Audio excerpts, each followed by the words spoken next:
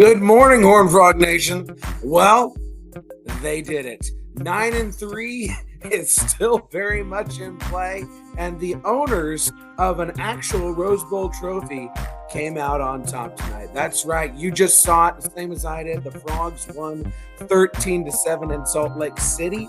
First game against Utah since the Mountain West Glory days. And that wasn't great. It wasn't perfect, but you know what?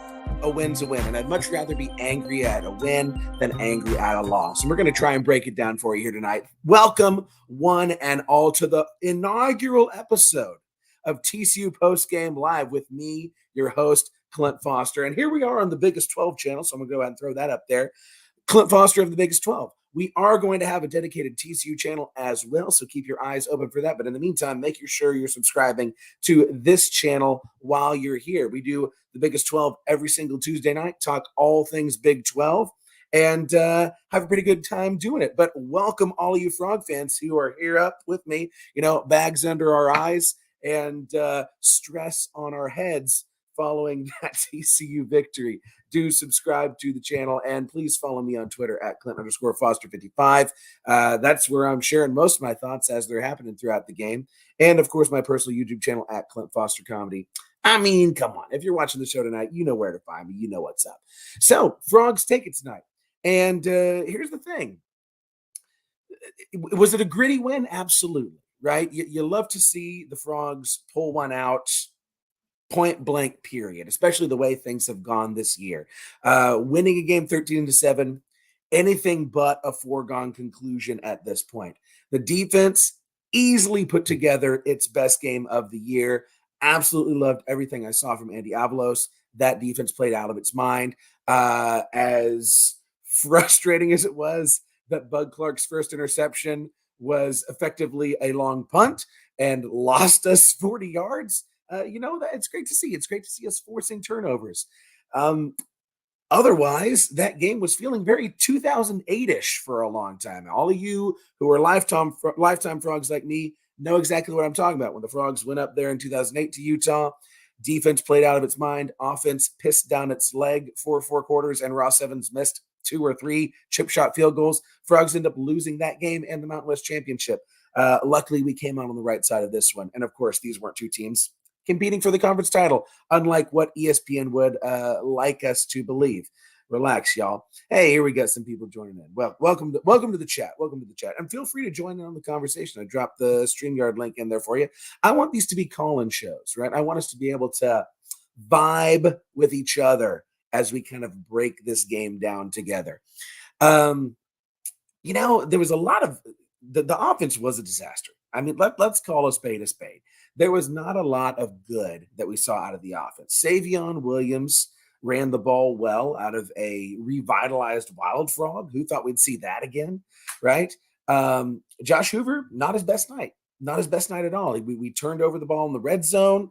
Golly, we 4 or 5 trips to the red zone and only got 13 points out of it, right? Not ideal. Also, a lot of mismanagement from the coaching staff. I mean, what are we doing calling 2 timeouts to take a delay of game penalty?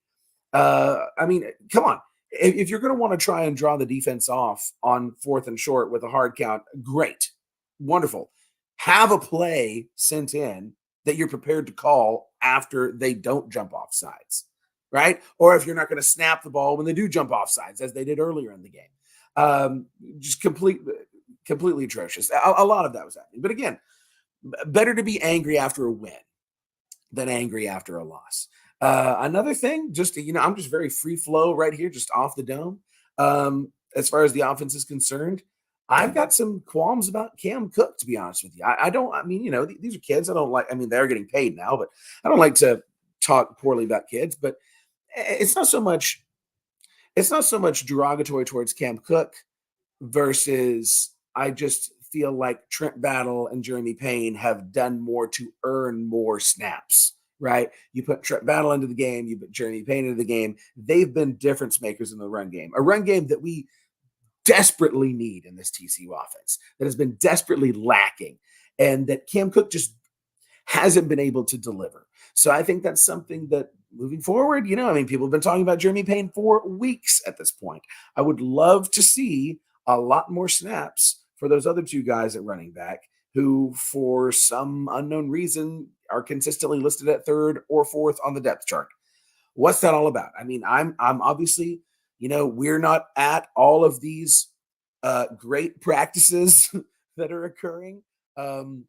But what's happening in the games, we're all seeing. So it would be nice if we could, make some decisions based on those results. It was a really frustrating second half. I mean, let's be honest. Frogs, you know, with much labor, built that lead. They built that 13-point lead on Utah. And time after time in the second half, you have opportunities. It felt like UCF all over again, right? You have all these opportunities to close out the game, and you just keep going 3 and out. You keep going 3 and out. You keep losing the ball, turning it over. We are extremely fortunate that we were playing against a Utah offense that is very mightily on the struggle bus with its backup quarterback, little Zach Wilson, and that we were able to get away with that. If you're playing any kind of competent team, which, by the way, I mean, golly, we want to talk about TCU fans being down bad this year. Utah has got to be feeling so much worse. And, it couldn't happen to a nicer fan base after all of the trash that they talked about running the conference all summer long, about how they were too good for this lifeboat and, this Big 12 trash, and we're about to win every single game. Fabulous. Couldn't happen to a nicer group of folks. But so it's great that they're down bad. But, and also, how much of this defensive performance would you attribute to, Utah's offense is just terrible? I mean, yeah, sure, there's some of that. But I mean, TCU's defense, they went out and played a great game. They were blitzing effectively. They were stopping the run, which is not something that they have done well all year. Did Utah get a couple of big plays? Sure, but that's going to happen in any game, right? This was an outstanding game by the TCU defense. And TCU's offense, you could also, devil's advocate, they were playing against a very good Utah defense. That is also true. But it is also true that the execution was abysmal, right? There were a lot of plays that were there for the taking that TCU did not take advantage of. I mean, where was Jack Besh in this game, right? He had like 1, maybe 2 catches, and one of them was pretty successful. You would like to see more out of your best players. Now, Savion Williams stepped up. You love to see that, mostly in the running game, ironically enough, not in the passing game. But Hoover really struggled tonight. And I think that, TCU's lack of discipline continued to rear its ugly head, which is, again, something that reflects on the coaching staff. A lot of penalties, a lot of unnecessary penalties, a lot of poor game management. I don't think there's a lot of, maybe I'm alone in thinking this. I mean, let me know what you're thinking. I don't think that it was a poorly called game offensively. I think it was a poorly executed game offensively for the most part. I mean, everyone's going to have, I mean, shoot, I coach middle school football, y'all, and I'm a co-offensive coordinator and I'm there. And there's sometimes I'm like, probably shouldn't have called that play. And that happens to everybody, right? You're human. But for the most part, I thought it was, the players were being put into positions to succeed with the play calls. It's just they weren't executing. And that's frustrating, right? But there was also a lot of upper echelon poor management stuff happening as well. Yeah, hey, Brownie, what's up, man? Yeah, absolutely. We can talk about Iowa State. So here's the thing. I'm just tickled pink that Iowa State and BYU are at the top of this conference. I love that the train is still rolling. I love that the Cougs and Clones are still undefeated.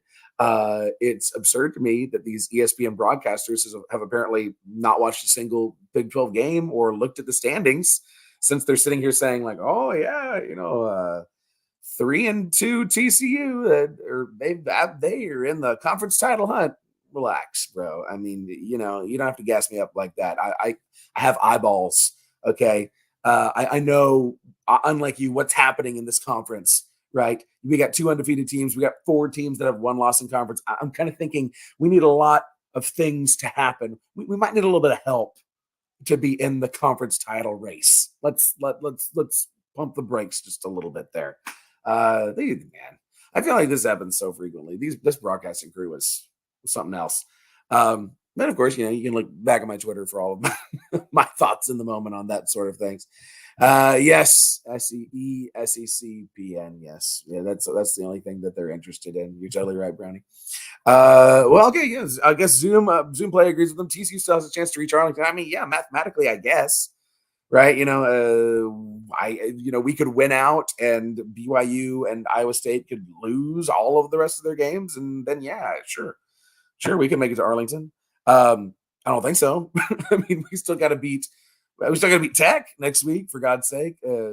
Tech laid an egg against Baylor. Maybe Tech is fraudulent, but we got to beat Tech. We got to beat Arizona. I feel okay about playing Oklahoma State now, but we got to beat Baylor, for God's sake. We got to go down to Waco and play Baylor. I'm not convinced that that's a game that we're going to win. So, is what it is. James, yes, but also going undefeated is really hard. And BYU is reminding me a lot of TCU in 2022 this year. They just refuse to lose. They're going out there and they're doing what they have to do to win these games. Going undefeated is very, very difficult. It doesn't matter what conference you're in. Back when I was in college and TCU was in the Mountain West, and we had those back-to-back undefeated seasons in the Mountain West, my freshman and sophomore year, that was hard to do, right? Every year, like San Diego State dang near ruined our Rose Bowl season, right? It's very hard to be on every single week in major college football. It just is, right? And credit to BYU for doing it. Brownie's calling it, man. Not winning another game this season. Well, hey, I wouldn't be mad about it. I wouldn't be mad about it at all.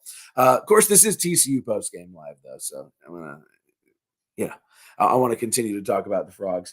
We're in an interesting position here because I had talked to a lot of people this week, a lot of people in the know about, Sonny this and that, and big donors are really upset, and if this Utah game doesn't go well, then this could mean really bad things for his job security.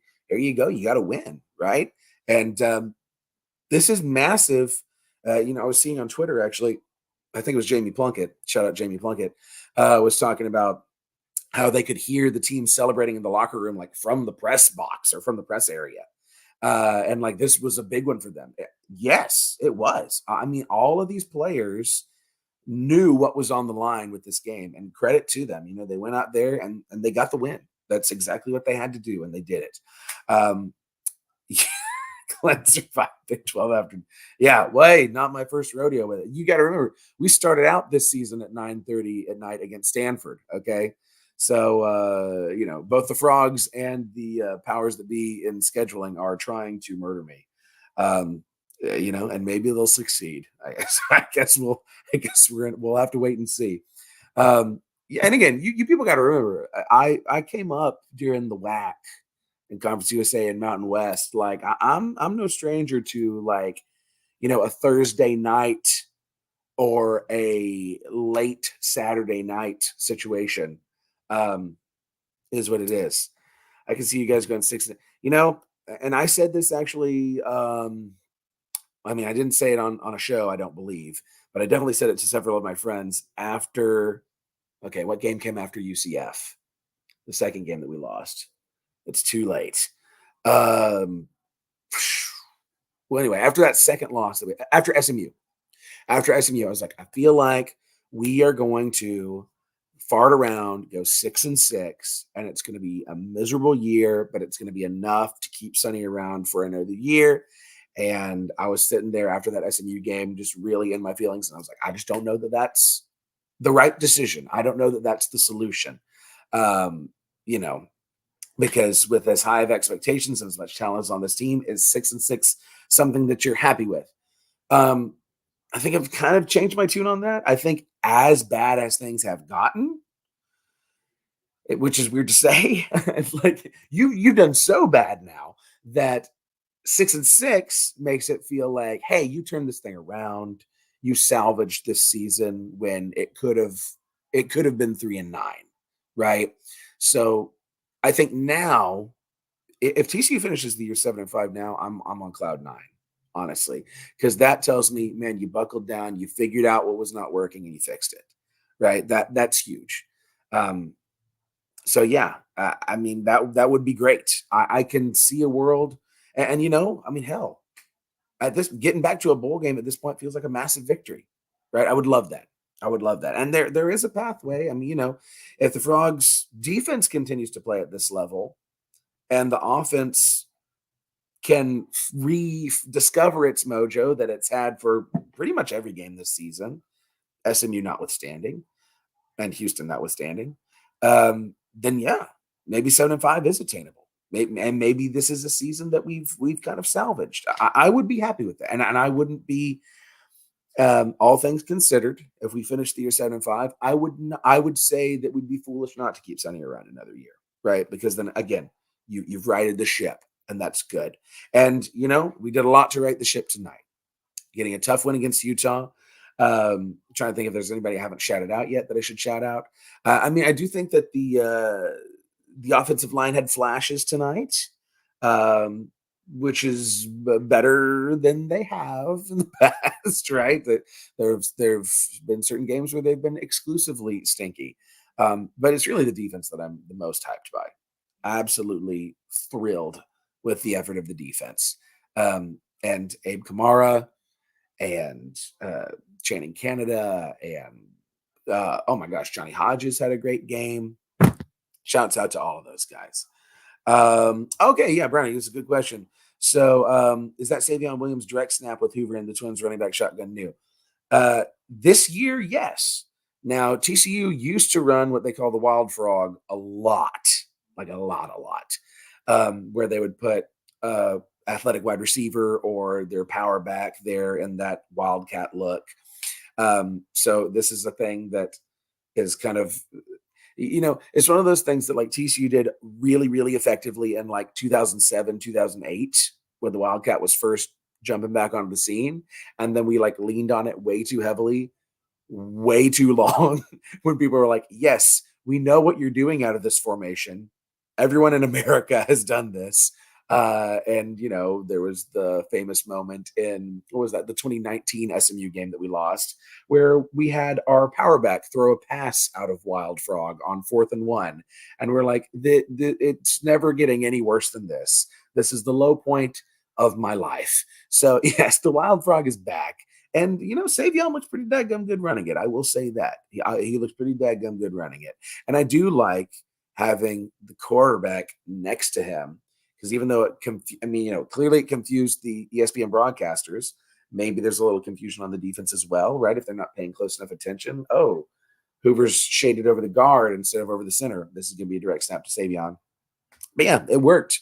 It was very effective tonight. And as far as I am aware, I can't think of any time that we've run that this year. In fact, I can't think of any time we've run a Wild Frog since Sonny's been here. So there you go. Yes, and this one was for you, BYU fans. Yes, all of us former Mountain West refugees, right? This one was for all of us, because we all know, all the Big 12 fans, they just figured out that Utah sucked this summer. We already knew, right? We've been ready for this, okay? And I'm just glad that we didn't poop the bed, man. Let me tell you what. And yes, Camden, congratulations to your Cougs. That's love to see it. I truly do. I truly do love to see it. Yeah, Brian, you're right. Baylor and Cincy. Those are two games that I did not see myself worrying about at the beginning of the year. And they are two games that I am worried about now. Definitely. Probably those two and Texas Tech are the ones I'm most worried about. So, we'll see what happens. This is why we play the games, right? This is why we play the games. This is why we don't super sim. We don't play them on paper, right? So there we go. Well, that's all my thoughts for tonight. I really just wanted to go about 15 minutes. We've gone 20. Thanks for chilling with me. I'm going to go to sleep, so I can go to church in the morning. But until next week, we're going to do this every week now, this TCU Postgame Live, and hopefully in the future we'll get some more folks willing to step out of their comfort zone and jump in to the call-in, right? We can have a little conversation. And, hopefully in the future, more of these aren't happening at 2 a.m. So, everyone's not just like watching this in bed as they're like slowly drifting off to sleep. But we welcome you here, however you're joining in. Until next week, you know what? I love you. And go Frogs. We'll see you around.